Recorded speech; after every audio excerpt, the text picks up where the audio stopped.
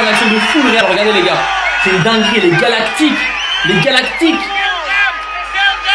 Mais non. Non. Encore trompé là, le duo bizarre là, encore trompé. Vinicius Junior commence à exaspérer les dirigeants et les joueurs du Real Madrid, dont Mbappé et Bellingham.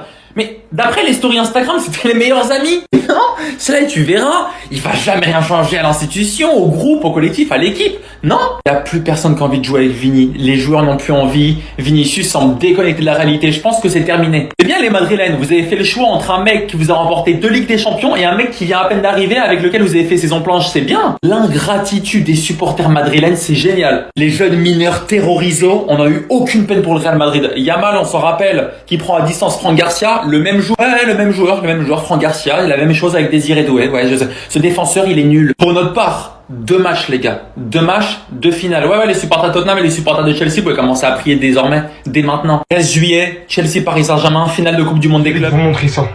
Mais il fallait que vous voyiez ça. Ils ont honte de rien.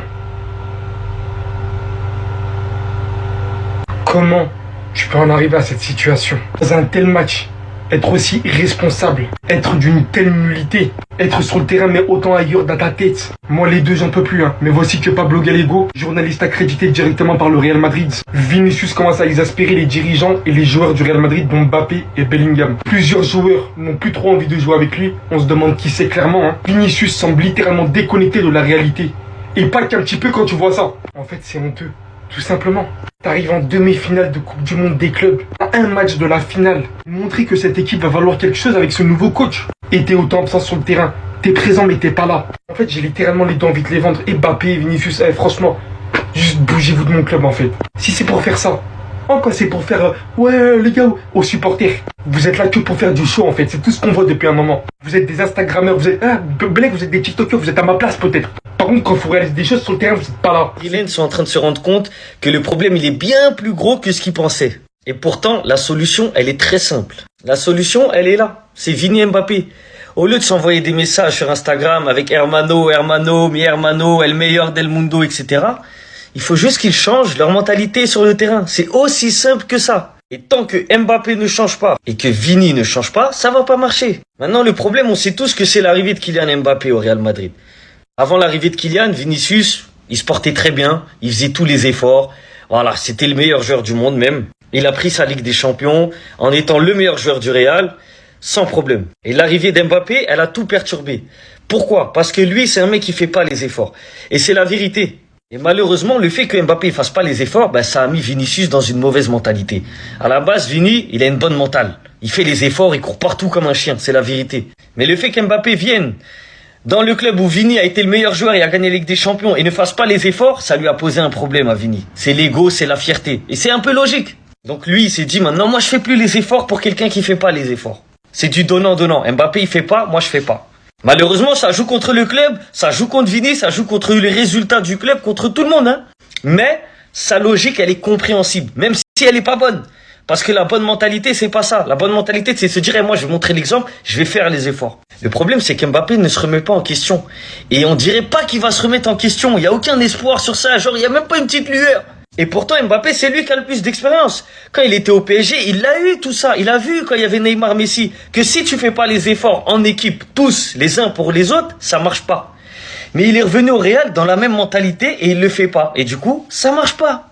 Et tant qu'il ne fera pas les efforts, ça ne marchera pas. Le jour où eux deux vont se décider de faire les efforts ensemble pour le collectif, sans compter, sans réfléchir, sans faire de calcul, le Real va remonter très très haut, très rapidement. Mais tant qu'ils seront solidaires que sur Instagram et pas sur le terrain, ça va pas marcher. Hier, on a bien taillé Rudiger et Asensio, mérité, mais là, on va passer au-delà parce que franchement, ils sont pas hors de cause. Déjà, les gars, on commence par Vinicius. Vinicius Junior que je ne reconnais plus. Vinicius qui n'est plus le même cette saison.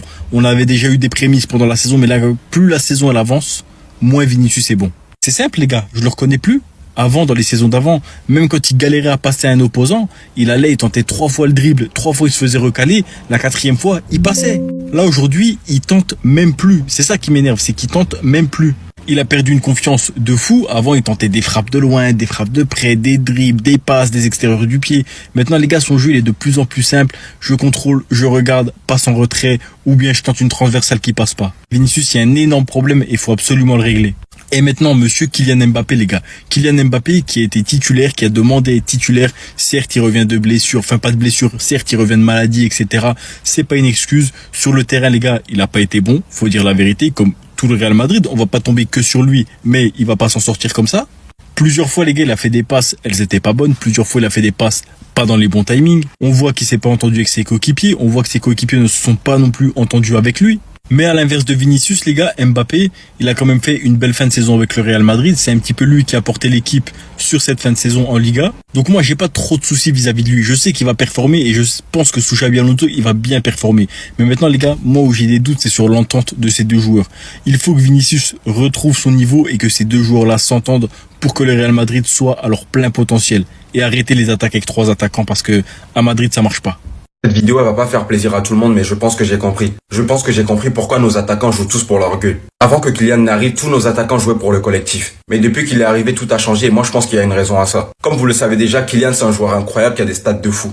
Mais il peut avoir une mauvaise influence entre guillemets sur les autres joueurs. Vinicius, Bellingham et les autres joueurs offensifs, dans leur tête c'est comme s'ils savaient déjà que Kylian lui il va jouer pour lui. Ils le savent déjà dans les derniers mètres, Kylian choisira plutôt le côté individuel que le côté collectif. Ce qui fait qu'aujourd'hui quand Vinicius arrive dans les derniers mètres, il aura plus tendance à se choisir lui-même parce qu'il sait que Kylian fera la même chose. Donc quand un Vinicius ou un Bellingham arrive dans les derniers mètres, il se choisira lui-même. Au-delà du point collectif, il y a un gros problème dans ce choix. Kylian, il aura toujours ses stats, il jouera toujours bien en jouant comme ça. Malheureusement, pour un joueur comme Vinicius, ça peut ne pas marcher parce qu'il n'a pas la même finition. Et malheureusement, quand ça ne marche pas, tu perds ta confiance. Et c'est exactement ce qui est en train de lui arriver en ce moment. Il se retrouve à se poser des questions parce qu'il ne sait plus réellement quoi prioriser sur le terrain. Et dans ce sens, dans un premier temps, Vinicius et Mbappé ne doivent plus jamais jouer ensemble. Et la solution à ce problème, c'est jouer Gonzalo et Mbappé en attaque. Kylian est un joueur de classe mondiale, mais malheureusement, sa manière d'évoluer sur le terrain pourrait porter préjudice ou pourrait influencer les choix de ses coéquipiers. Enfin, le Here We Go. Le Here We Go, on l'attendait tous. Alvaro Carreras au Real Madrid, Here We Go. Qu'est-ce que cette recrue va tellement nous faire du bien, vous ne savez pas à quel point. Là, t'as un Trent Alexander-Arnold qui était sur le côté droit. Là, t'avais un Fran Garcia, pour moi, qui n'a pas le niveau d'un titulaire indiscutable, sur le côté gauche. Là, vous allez voir la différence que ça fait d'avoir un joueur comme Carreras sur le côté. Et pour ceux qui n'ont pas vu beaucoup de matchs de Benfica, ça ne sert à rien de venir me voir pour me dire que ouais, en Coupe du Monde des clubs, il n'était pas en forme. Et même Mastantuono qu'on a ramené en Coupe du Monde des clubs, c'était éclaté. J'ai l'impression que les joueurs, dès qu'ils savent qu'ils vont partir de leur club, ils ne se donnent plus à 100%. Mais pour ceux qui ont vraiment vu Carreras à Benfica, les gars, vous allez comprendre. Ce mec-là, il est bon balle au pied. Il est bon techniquement. Il sait se projeter vers l'avant. Et je trouve qu'il a également de belles capacités défensives. Bienvenue à toi, Alvaro Carreras. Tu vas nous faire beaucoup de bien. Ce mec-là, sous Xabi Alonso, ça va être pas mal. Fran Garcia aura de la concurrence. Et ça ne peut être que bien pour lui. Parce que là, vous commencez trop à l'encenser là et il va penser qu'il était Marcelo Prime. Comme ça, là, t'as Carreras et Fran Garcia qui vont jouer au niveau de la concurrence. Et ça, c'est pas mal. Maintenant, j'espère que le mercato du Real n'est pas officiellement terminé. J'espère qu'on va ramener d'autres joueurs, qu'il y en a certains qui vont partir. Et franchement, les gars, dites-moi dans les commentaires qu'est-ce que vous en pensez de la venue de Carreras. Et surtout, pour ne rien louper, les amis, vous savez ce qu'il vous reste à faire. Abonnez-vous.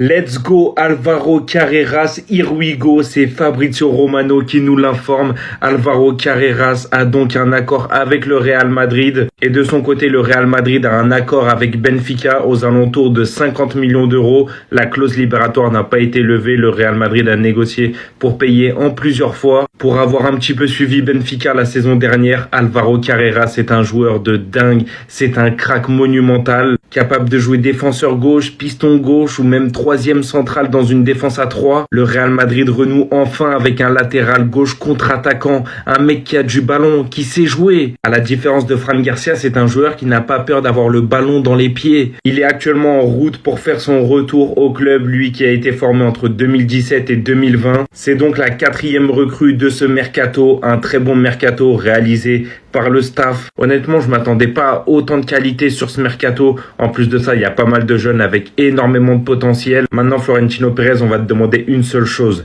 Signe-nous un défenseur central de qualité. Ramène-nous un Saliba, ramène-nous un Konaté, mais fais quelque chose. Il ne manque plus que l'officialisation, mais le Here We Go a été lancé pour Alvaro Carreras au Real Madrid, le latéral gauche de Benfica qui va enfin signer au Real après ce mondial des clubs et cette élimination. Forcément, aujourd'hui, quand tu vois la honte que le Real Madrid a subi en perdant 4-0, en étant impuissant du début à la fin dans tous les compartiments du jeu, il fallait forcément que Pérez, en interne, fasse filtrer quelques infos, et ça fait plaisir d'un côté d'avoir des recrues, de voir que le club se bouge, mais il faut attendre toujours qu'il se passe quelque chose de négatif, il faut avoir un truc positif, et ça c'est quand même un petit peu dommage avec Florentino Pérez. Aujourd'hui, Carreras qui va arriver notamment pour 35-40 millions, plus Obrador qui a été envoyé là-bas, du coup le jeune latéral gauche du Real Madrid qui avait déjà été prêté, si je dis pas de bêtises, à la Corogne il y a quelques temps, mais en tout cas le Real qui certes perd un jeune du Castilla avec une option de rachat probablement dans le contrat, mais aujourd'hui Carreras qui vient, qui revient à la maison finalement, qui va apporter du peps côté gauche, qui va apporter de la technique, qui va apporter aussi un joueur jeune qui a une énorme marge de progression, en plus d'être costaud dans les duels, et en tout cas apporter cette diversité, cette qualité technique importante. Ça fait plaisir. Surtout que tu vois, Fran Garcia en ce moment explose vraiment dans le système de Xabi Alonso en 3-5-2. Et pour moi, les deux peuvent très bien soit être concurrents, donc un coup titulaire, un coup remplaçant, ou très bien être complémentaires, c'est-à-dire Fran Garcia toujours titulaire en piston gauche, et Alvaro Carreras peut très bien être dans les centraux, dans les trois centraux, notamment le central gauche, tu vois. Donc aujourd'hui, tu as quelqu'un qui est polyvalent, qui peut t'apporter des solutions de rechange extrêmement pertinentes dans le cas où tu as des blessés, des suspensions, ou voire pourquoi pas, une formule plus que parfaite avec Carreras, Euschen et Asensio et Rudiger. On va essayer de plus trop compter sur eux à partir de maintenant, vu les boulettes qu'ils ont fait dans ce mondial des clubs. Enfin non, je dis ça, mais évidemment qu'on va compter sur eux. Mais aujourd'hui, si tu veux des titulaires en puissance, c'est clair que éventuellement Carreras à gauche, Euschen en central, et après central droit, tu peux très bien avoir un Militao qui peut-être revenir en puissance, on sait pas, ou Rudiger simplement qui va retrouver son niveau et qui a intérêt de retrouver son niveau, parce qu'à mon sens, lui comme Alaba vont vivre sûrement leur dernière année au Real Madrid. Mais en tout cas, c'est clair qu'aujourd'hui, le Real, à part Carreras, a clairement besoin de recruter des valeurs sûres par rapport à ce qu'on a vu au Mondial des clubs, par rapport à ce dont on aura besoin la saison prochaine, et par rapport au manquement de l'effectif qui sont assez criants.